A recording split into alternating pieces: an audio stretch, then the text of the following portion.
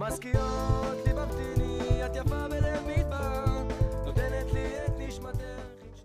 Shalom Ouvracha, mes chéris, ce Shabbat, une paracha exceptionnelle, la sidra de la semaine, parachat Yitro. Parachat Yitro, c'est entre autres, et dans le centre de gravité, les 10 commandements.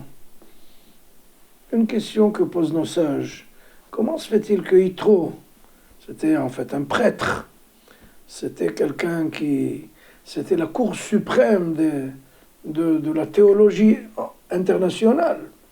C'est quelqu'un qui était au rang le plus élevé du point de vue théologique.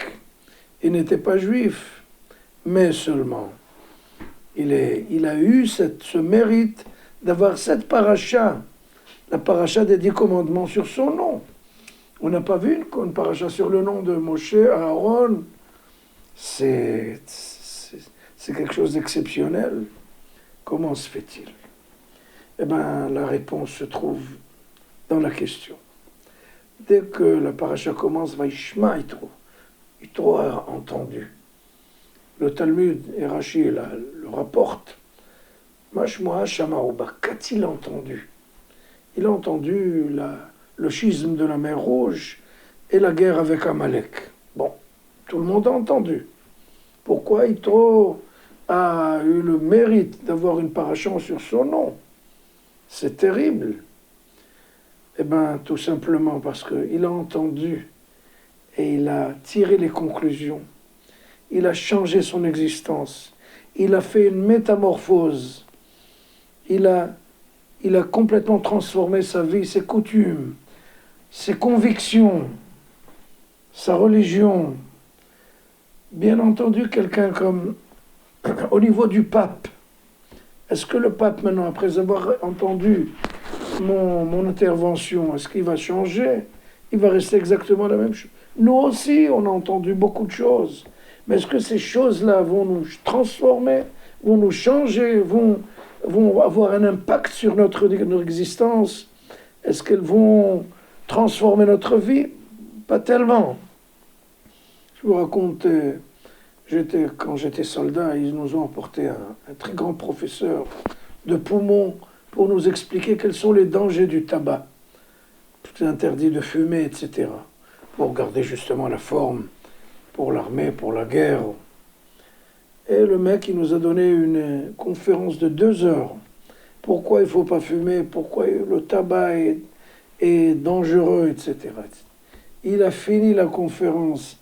Mes chers amis, il sort une cigarette de sa poche, le briquet, il allume.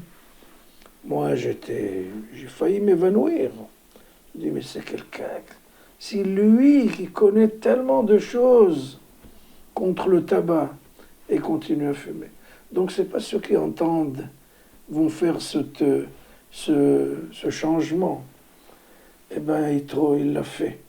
Il a eu le courage et la force et la possibilité d'être contre toutes les vagues qui vont bien entendu essayer de le bousculer. Mais il a tenu bon.